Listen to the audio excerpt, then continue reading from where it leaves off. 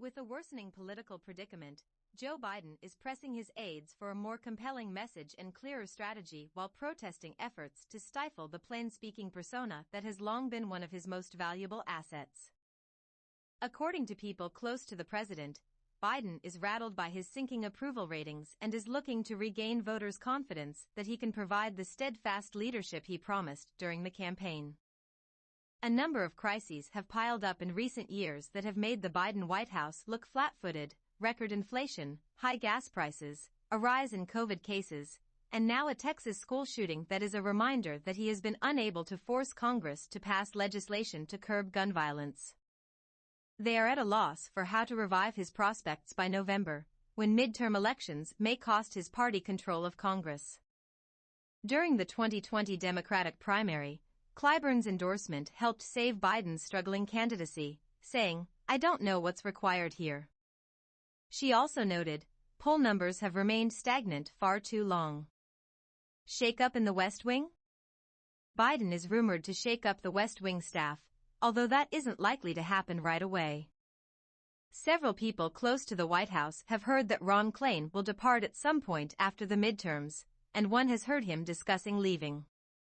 Should Klain go, a potential successor is Anita Dunn, a White House advisor and Biden confidant whom he often turns to when his fortunes look bleak. Dunn began working at the White House at the start of the term, then left and returned in early May at Biden's specific request. No woman or person of color has ever been the White House chief of staff since the position was created after World War II. Other possible replacements include Steve Ricchetti, a longtime Biden aide who was a counselor to the president, and Susan Rice, the domestic policy chief. After he lost the Virginia governor's race last year, Terry McAuliffe spoke to the White House about taking a senior role as an advisor to the president, cabinet secretary, or chief of staff, people familiar with the matter said. The White House didn't make Klain or Dunn available for comment. Remy Yamamoto, a senior White House communications advisor, said, "As Ron has said publicly, he has not set a time frame, and this is not a discussion on the top of anyone's mind here." This article is based on interviews with more than 24 current and former administration officials, lawmakers, congressional aides and other Democrats close to the White House who spoke on the condition of anonymity to freely discuss the president's private conversations. Any assessment of Biden's performance needs to take into account the epic challenges he faced from the start. They came in with the most daunting set of challenges arguably since Franklin D. Roosevelt, only to then be hit by a perfect storm of crises, from Ukraine to inflation to the supply chain to baby formula, said Chris Whipple, the author of a book about White House chiefs of staff who is now writing a book about the Biden presidency. What's next? Locusts? Biden wonders the same thing. I've heard him say recently that he used to say about President Obama's tenure that everything landed on his desk but locusts, and now he understands how that feels, a White House official said. Breakdowns in management. The vice president has been feeling as if he can't catch a break amid a series of calamities. The vice president is angry. According to a close friend of the president, if it isn't one thing, then it is another. An assumption baked into Biden's candidacy was that he would preside over a smoothly running administration by dint of his decades of experience in public office. Yet there are signs of managerial breakdowns that have angered both him and his party. Biden is annoyed that he wasn't alerted sooner about the baby formula shortage and that he got his first briefing in the past month, even though the crisis had long been in the making. The White House didn't specify when Biden got his first briefing on the formula shortage.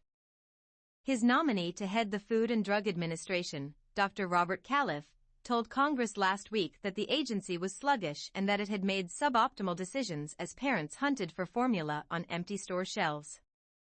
Beyond policy, Biden is unhappy about a pattern that has developed inside the West Wing. He makes a clear and succinct statement, only to have aides rush to explain that he actually meant something else. The so-called cleanup campaign, he has told advisors, undermines him and smothers the authenticity that fueled his rise. Worse, it feeds a Republican talking point that he's not fully in command. The issue came to a head when Biden ad-libbed during a speech in Poland that Russian President Vladimir Putin cannot remain in power. Within minutes, Biden's aides tried to walk back his comments, saying he hadn't called for Putin's removal and that U.S. policy was unchanged. Biden was furious that his remarks were being seen as unreliable, arguing that he speaks genuinely and reminding his staff that he's the one who is president. According to the official, the staff clarifies Biden's remarks whenever possible. Democrats unnerved. Biden's angst is rippling through the party.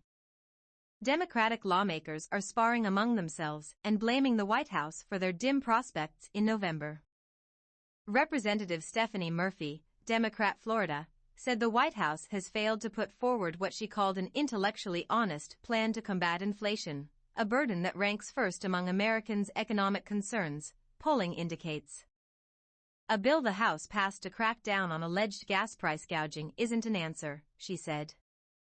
If I sound frustrated, it's because I hear from my constituents, Murphy said. They're struggling. This is not a time for political games. It's not the time for finding bogeymen. A spokeswoman for her office said she hasn't talked about policy with a senior White House official in 6 months. The White House official countered that Murphy has been in very regular contact with our staff here. Biden was frustrated. For actions he believes have helped the country, particularly the economy, Biden has complained to aides about not getting credit for them from Americans or the news media. Despite the drop in unemployment rates to below 4% pre-pandemic levels, most Americans believe the economy is in bad shape. Biden complains that Republicans aren't getting enough credit for legislative gridlock in Congress, while he is blamed repeatedly for not passing his agenda. The president has also told aides he doesn't think enough Democrats go on television to defend him.